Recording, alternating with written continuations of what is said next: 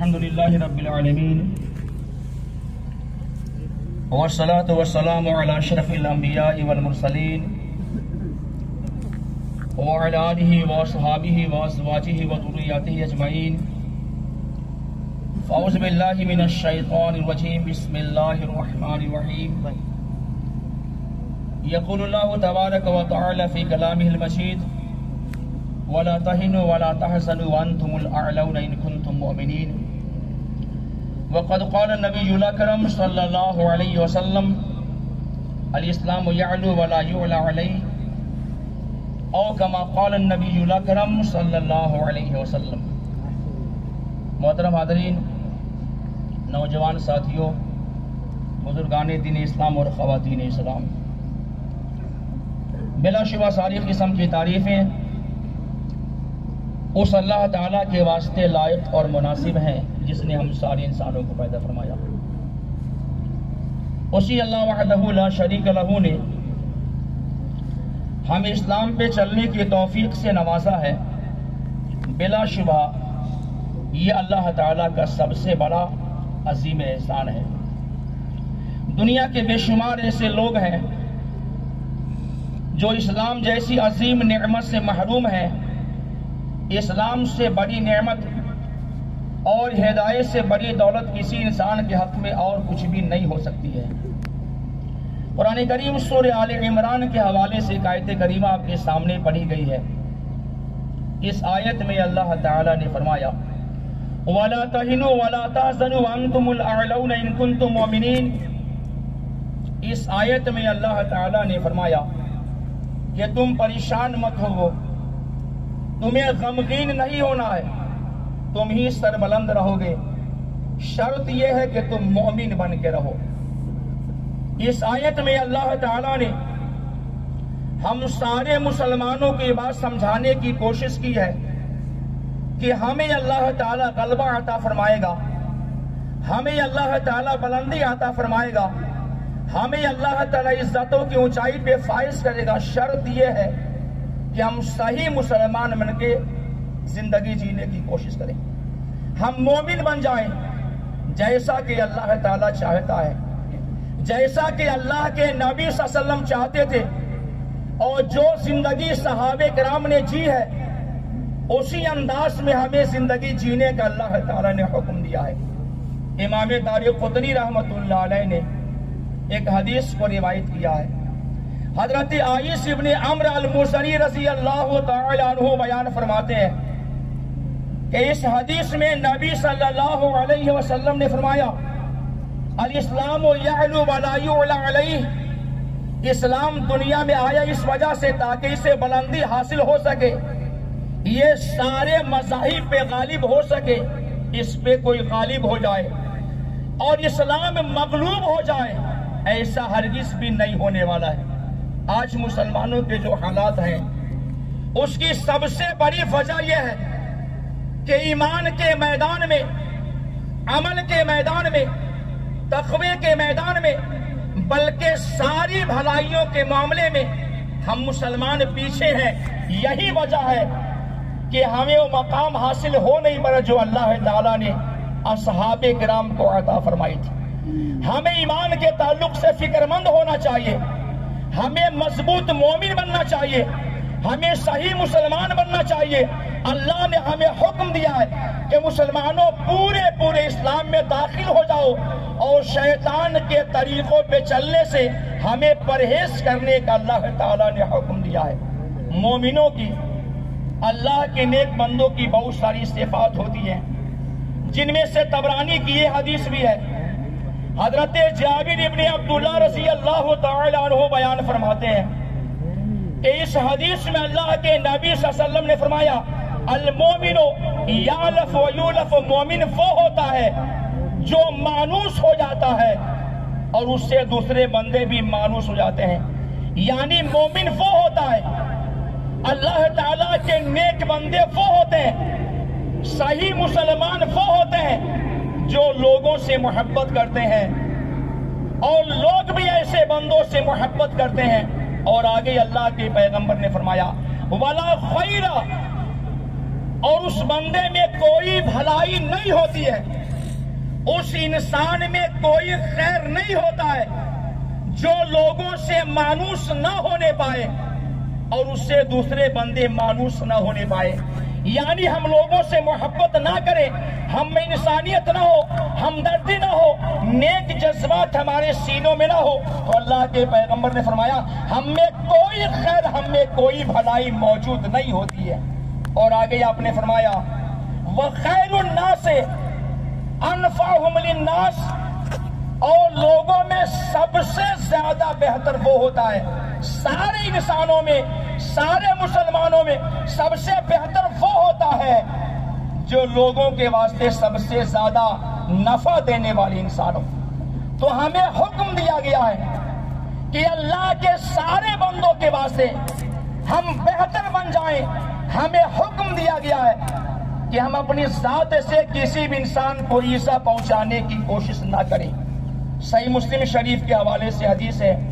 اللہ کے نبی صلی اللہ علیہ وسلم سے پوچھا گیا اللہ کے پیغمبر سارے مسلمانوں میں، سارے بندوں میں سب سے بہتر انسان کون سا ہے؟ آپ نے فرمایا کہ وہ مسلمان ہے جس کے ہاتھ سے، جس کی زبان سے بقیہ لوگ محفوظ رہے، مسلمان محفوظ رہے، اپنی ذات سے، اپنے وجود سے جو کسی بندے کو تکلیف پہنچانے کی کوشش نہ کرے، وہ سب سے بہتر مسلمان اللہ کی نگاہ میں ہوتا ہے۔ اس حدیث کی روشنی میں غور کریں، اللہ کے نبی صلی اللہ علیہ وسلم کہنا یہ چاہتے ہیں، شریعت یہ کہنا چاہتی ہے کہ بھلے ہم مسلمان ہوں، اپنی زبان کے ذریعے، اپنے وجود کے ذریعے، اپنے ہاتھ پاؤں کے ذریعے اللہ کے بندوں کو ایذا پہنچائیں گے تو ہم بہتر مسلمان نہیں ہو سکتے ہیں، بلکہ مسلمان کی پہچان نہیں ہوتی ہے کہ وہ اللہ کے بندوں کو ایذا پہنچانے کی کوشش کرے، بلکہ مسلمان تو وہ ہوتا ہے، مومن تو وہ ہوتا ہے جو ہمیشہ بغیر کسی بھید بھاؤ کے، بغیر کسی تفریق کے اللہ کے سارے بندوں سے محبت کرنے کی کوشش کرتا ہے۔ امام ابی داؤد رحمۃ اللہ علیہ نے ایک اور حدیث کو روایت کیا ہے، جس حدیث میں اللہ کے نبی صلی اللہ علیہ وسلم نے فرمایا من حب للہ وابغض للہ، جو محبت بھی کرے تو اللہ کے واسطے، نفرت بھی کرے تو اللہ کے واسطے، کوئی چیز دیتا ہے تو بھی اللہ کے واسطے، منع کر تو بھی اللہ کے واسطے، گویا اس انسان کا ایمان مکمل ہو چکا ہوتا ہے۔ تو محبتیں ہو، نفرتیں ہو، دینا ہو یا حرام چیزوں میں نہیں دینا ہو، یہ ساری چیزیں اللہ کی خوشنودی کو حاصل کرنے کے واسطے ہونی چاہیے۔ تو اس حدیث کے حوالے سے بھی اللہ کے پیغمبر کا فرمان یہ ثابت ہو رہا ہے کہ جو بندے بغیر کسی بھید بھاؤ کے، بغیر کسی دنیا فائدے کے اللہ کے سارے بندوں سے محبت کریں گے، یہ مضبوط مومن ہوتے ہیں۔ اور صحیح مسلم کی حدیث میں ہے، یہ ایمان کی مضبوطی کی دلیل ہے کہ بغیر کسی بھید بھاؤ کے اللہ کے سارے بندوں سے محبت کرنے کی کوشش کی جائے۔ مسند احمد بن حنبل کے حوالے سے حدیث ہے، حضرت معاذ بن جبل رضی اللہ تعالی عنہ فرماتے ہیں کہ اس حدیث قدسی میں اللہ کے پیغمبر نے فرمایا، کہ اس حدیث قدسی میں اللہ نے فرمایا ہے وجبت محبتی للمتحابین فیہا والمتجالسین فیہا والمتبادلین فیہا والمتزاورین فیہا۔ اللہ فرماتا ہے کہ میری محبت ایسے بندوں کے واسطے واجب ہو جاتی ہے جو میرے حساب سے یا میرے لیے کسی بندے سے محبت کرے، جو میرے لیے کسی سے ملنے جائیں، جو میرے لیے کسی کے پاس بیٹھیں گے، جو میرے لیے کسی پہ خرچ کریں گے، ایسے بندوں سے اللہ تعالی محبت کرنے کا اعلان کرتا ہے۔ آپ سوچئے، ہم بغیر کسی فائدے کے خالص اللہ کو راضی کرنے کے لیے اللہ کے بندوں سے محبت کریں گے تو اللہ تعالی ہم سے محبت کرنے کا اعلان فرما رہا ہے۔ اور صحیح مسلم شریف کے حوالے سے حدیث ہے، جس حدیث میں اللہ کے نبی صلی اللہ علیہ وسلم نے فرمایا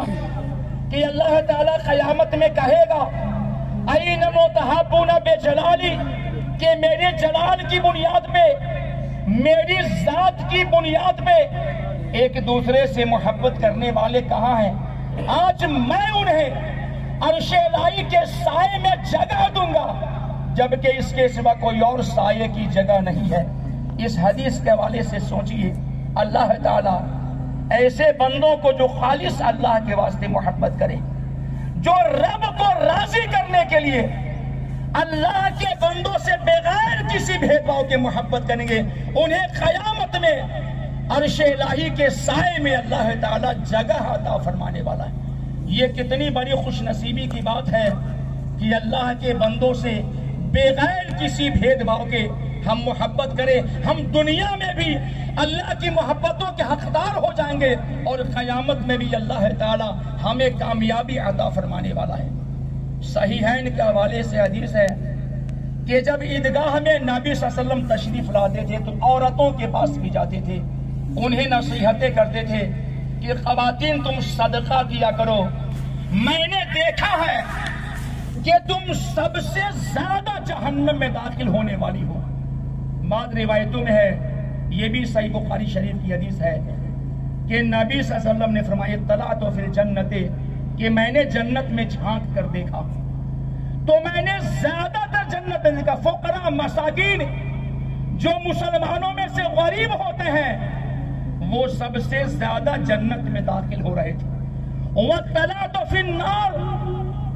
اور میں نے جہنم میں بھی جھانک کر دیکھا، اللہ کے پیغمبر نے فرمایا تو میں نے پایا کہ زیادہ تر عورتیں جہنم میں داخل ہو رہی تھی۔ بعض روایتوں میں صحیح بخاری شریف میں ہے کہ بیچ میں سے خاتون کھڑی ہوتی ہیں اور نبی صلی اللہ علیہ وسلم سے پوچھتے اللہ کے پیغمبر ہم خواتین زیادہ تر جہنم میں کیوں جانے والی؟ آپ نے فرمایا کہ دو اسباب ہیں، دو خرابیاں ہیں، تم زیادہ لعن و طعن کرتی ہو، زبان کا غلط استعمال کرنا، زیادہ گالی گلوچ کرنا اور شوہروں کی نافرمانی کرنا، یہ دو گناہ ہیں جن کے حساب سے سب سے زیادہ تم جہنم میں جانے والی ہو۔ تو زبان کی جو خرابی ہے، خواتین میں ہو یا مردوں میں ہو، یہ چیزیں جہنم میں لے کر جانے والی ہیں۔ جامع ترمذی میں حدیث ہے، اللہ کے نبی صلی اللہ علیہ وسلم سے پوچھا گیا اللہ کے پیغمبر جنت میں سب سے زیادہ لوگ کس بنیاد پہ داخل ہوگا؟ آپ نے فرمایا کہ تقوی کی بنیاد پہ، جو متقی ہوتے اللہ کا زیادہ ڈر ہوتا ہے، اور حسن اخلاق کی بنیاد پہ سب سے زیادہ جنت میں داخل ہوگا۔ پوچھا گیا جہنم میں، آپ نے فرمایا کہ زبان شرمگاہ کے حرام استعمال کے حساب سے سب سے زیادہ لوگ جہنم میں جانے والے۔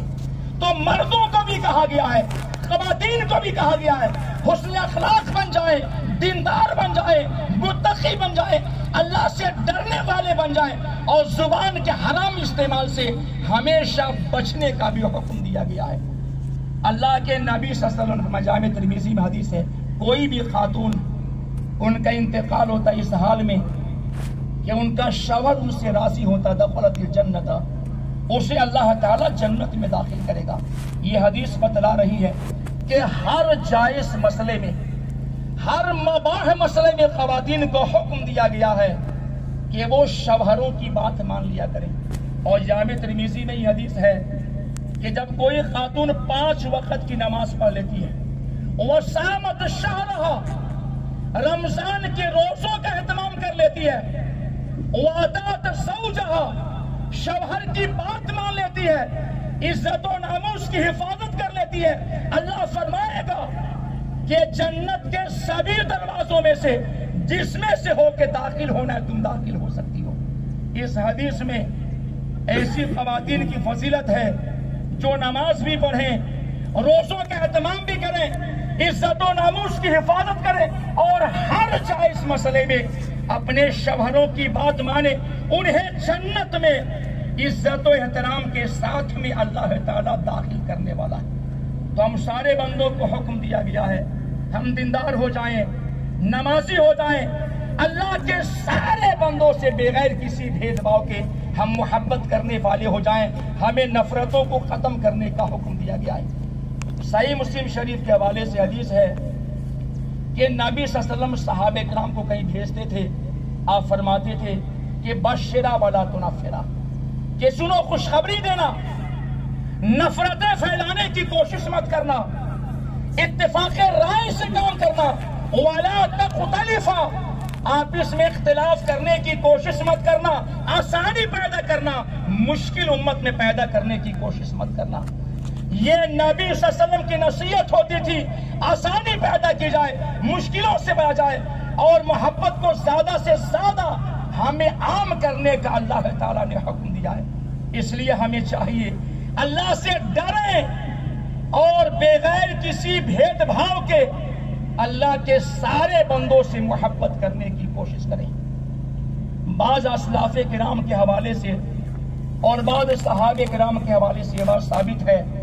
کہ عیدین کے موقع سے اسلاف کرام یہ کہتے تھے لیس العید لمن لبس الجدید، عید اس بندے کے واسطے ہی نہیں ہے جو نیا لباس زیب تن کر لیتا ہے، عید کی خوشی اس بندے کے واسطے نہیں ہے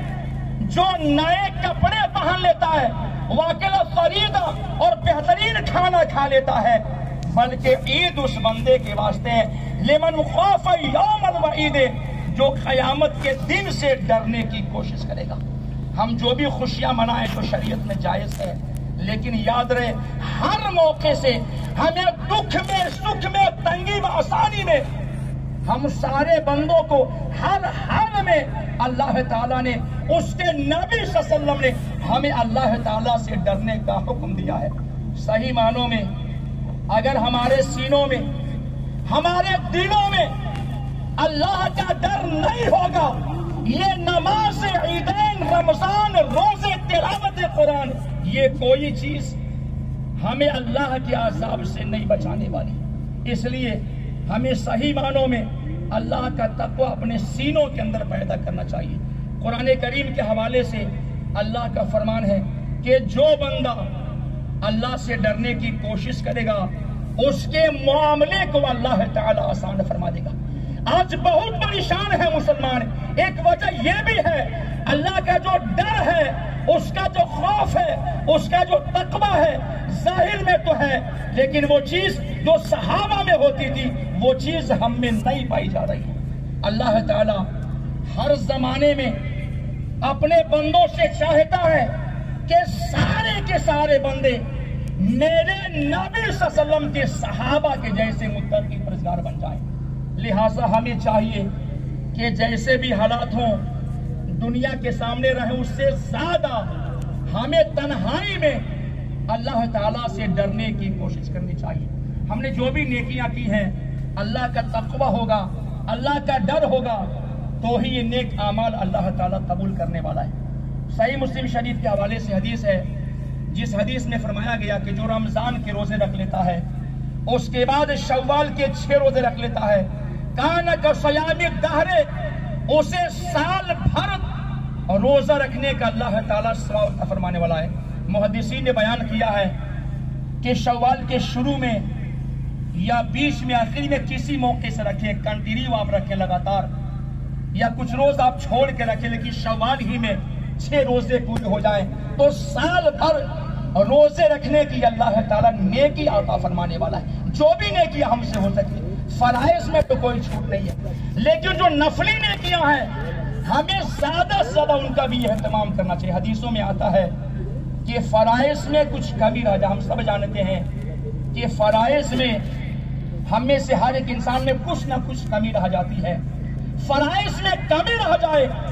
تو نوافل کے ذریعے اللہ تعالیٰ بھرپائی کرنے والا ہے۔ تو فرائض کا بھی اہتمام کرے، کبھی نہ چھوڑے، جیسے نماز ہے، روزہ ہے، حج ہے، زکوٰۃ ہے، ان میں کوئی کمی نہ ہو، لیکن نفلی جو نیکیاں ہیں ان سب کا بھی ہمیشہ ہم کو اہتمام کرنا چاہیے۔ بہرحال ہر نیکی کے موقع سے، ہر لمحے تنہائی میں، ہر موقع سے ہمیں خوب زیادہ اللہ تعالیٰ سے ڈرنے کی کوشش کرنی چاہیے۔ اللہ سبحانہ و تعالیٰ سے دعا ہے الہ العالمین ہم سب کو خالص کتاب و سنت کے مطابق عمل کرنے کی توفیق عطا فرمائے۔ اللہ تعالیٰ ہم سارے بندوں کو سارے بندوں سے محبت کرنے کی توفیق عطا فرمائے۔ حدیث میں آتا ہے کہ سارے مسلمان ایک جسم کے مانند ہوتے ہیں، جسم میں کہیں تکلیف ہوتی ہے تو پورا بدن بے چینی محسوس کرتا ہے۔ ایک دوسرے سے محبتیں کریں، نفرتیں ختم کریں، اللہ سبحانہ و تعالی ہمیں خوب زیادہ محبت کرنے والا بنائے. اللہ تعالی ہمیں گناہوں سے بچنے کی توفیق عطا فرمائے. اللہ تعالی ہمیں تقوی پہ قائم فرمائے. اللہ تعالی ہماری ساری مشکلات کو آسان فرمائے. اللہ تعالی ہمیں جو مقروض ہیں، بے اولاد ہیں، پریشان ہیں، مختلف مسائل ہیں، اللہ تعالیٰ اپنے خاص فضل و کرم سے ان کی پریشانیوں کو دور فرمائے. اللہ سبحانہ و تعالیٰ ہمیں ان ساری چیزوں پہ کہنے سے زیادہ ہمیں شامل کرنے کی توفیق عطا فرمائے.